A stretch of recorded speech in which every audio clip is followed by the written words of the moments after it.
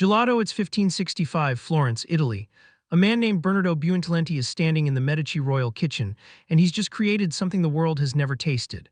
A frozen dessert so smooth and intensely flavored that Italy's most powerful family demands it at every banquet. That dessert is gelato. But what separates gelato from everything in your freezer aisle is pure science. It's made with more milk than cream, which drops the fat content significantly, and it's churned slowly so far less air gets whipped in. American ice cream can hit over 50% air by volume. Gelato sits at just 20 to 30%. Less air means every bite is denser, heavier, and more loaded with flavor. Then there's temperature. Gelato is served at 10 to 22 degrees Fahrenheit, warmer than hard ice cream, which keeps it soft and silky. Less fat coating your tongue means flavors hit immediately and hard. Pistachio tastes like real pistachios. Hazelnut tastes like the nut itself. Italy has over 39,000 gelaterias. The craft label artigianal is practically sacred, and the fact that stops people, the word gelato literally just means frozen in Italian.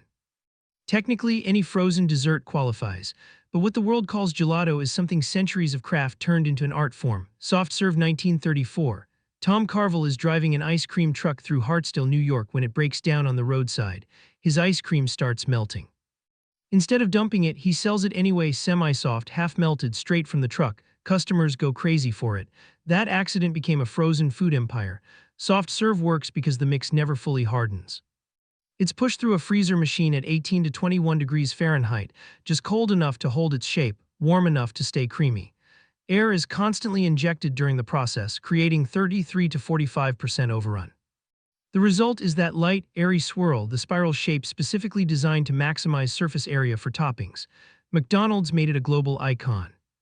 But the most creative soft-serve culture lives in Japan, where it comes in over 100 regional flavors: wasabi, squid ink, cherry blossom, soy sauce. Every prefecture has its own signature. And here's the fact that rewrites history. Before Margaret Thatcher became Britain's first female prime minister, she was a research chemist in the 1940s.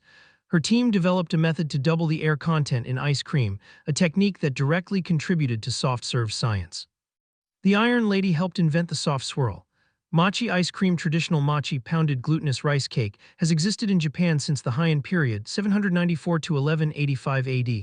It was ceremonial food offered to the gods, eaten at New Year's celebrations. Nobody for nearly 1,000 years thought to stuff it with ice cream.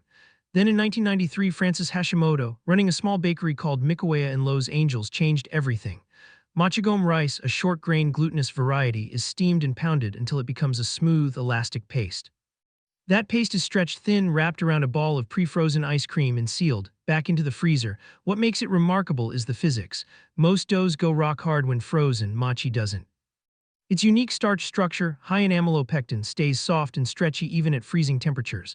The contrast between chewy, pillowy skin and cold, creamy center is unlike anything else in frozen desserts. Today, my mochi alone sits in 35,000 plus U.S. grocery locations. Fastest growing frozen novelty category in America. And the dark fact nobody expects, mochi kills approximately 9 people per year in Japan from choking. It's so elastic it can seal an airway completely. The Japanese government issues annual warnings: sacred food, genuine hazard, kulfi, 16th century India. Mughal emperors are eating a frozen dessert so dense and rich it makes ice cream look light. Runners are hauling ice down from the Himalayas hundreds of miles just to keep it cold. This is kulfi. One of the oldest frozen desserts on Earth, still made almost exactly the same way. Full-fat milk simmers over low heat for hours, reduced to 1/3 of its original volume. The milk solids caramelize, concentrating every ounce of flavor. Then saffron, cardamom, pistachio, or rose water poured into traditional conical molds and frozen solid. No churning, not a single rotation. Zero overrun, zero air. The result is a nearly solid block of frozen dairy that melts far slower than Western ice cream, perfect for India's climate. Texture is grainy, fudge-like. Flavors are bold and aromatic and impossible to fake. Street vendors called kulfiwalas still push carts through neighborhoods across India, Pakistan, and Bangladesh, the same way they have for 4 centuries. Don't let the small size fool you. A single kulfi stick runs 250 to 350 calories with no air padding. You're getting pure, condensed dairy in every bite. No shortcuts, there never have been. Neapolitan ice cream. Italian immigrants arrived in America in the late 1800s with spumoni, a molded, layered dessert of pistachio, cherry, and chocolate. American manufacturers took one look, swapped the flavors for the country's 3 most popular, and created one of the best-selling ice cream formats in history: chocolate. Vanilla strawberry, 3 stripes, no mixing, 1 container. The logic was simple and brilliant. One box satisfies a household with completely different preferences. It was the original something for everyone food product decades before personalization became a marketing strategy. Neapolitan dominated American freezer aisles from the 1950s through the 1980s. It still sits in the top 10 best-selling ice cream varieties at U.S. grocery stores today. The 3 flavors aren't random: vanilla as the baseline, chocolate as indulgence, strawberry as the fruit option. A complete spectrum in one box, but retail data keeps surfacing the same pattern. Strawberry is always the last flavor eaten. Cartons go back to stores with nothing but strawberry remaining. Some retailers have tracked it as a genuine inventory and return problem. The dessert, designed to be perfectly fair, has a clear last-place finisher, and everyone already knows which one it is. Rolled ice cream. Around 2009 to 2011, something was happening on the streets of Bangkok and Chiang Mai. Street vendors were pouring liquid cream onto sub-zero metal pans, folding in fruits and toppings with wide spatulas, spreading it thin and rolling it into cylinders as it froze in real time. It was theatrical, it was visual, and once smartphones went universal, it was unstoppable. By 2015, videos of Thai rolled ice cream spread globally within weeks. First U.S. shops appeared in 2016. Within 2 years, rolled ice cream parlors were opening in every major American city. The pan is cooled to -22 degrees Fahrenheit using specialized compressors, the same rapid freeze technology found in medical laboratories. The base hits the pan and begins setting almost instantly. The vendor has about 90 seconds to mix in ingredients, spread it thin, let it solidify, and scrape it into rolls. They stand upright in a cup topped with fruit, syrup, and whipped cream. Flavor possibilities are infinite because the ingredients become part of the ice cream itself, not just toppings sitting on top. The texture is slightly icier than scooped ice cream, which means it melts faster, but nobody's waiting, they're already filming. Rolled ice cream is arguably the first food trend born entirely from social media.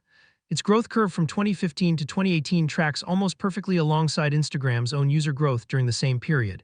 It wasn't just food, it was content. Dippin Dots 1988, Lexington, Kentucky. A microbiologist named Kurt Jones is trying to find a more efficient way to freeze animal feed using liquid nitrogen.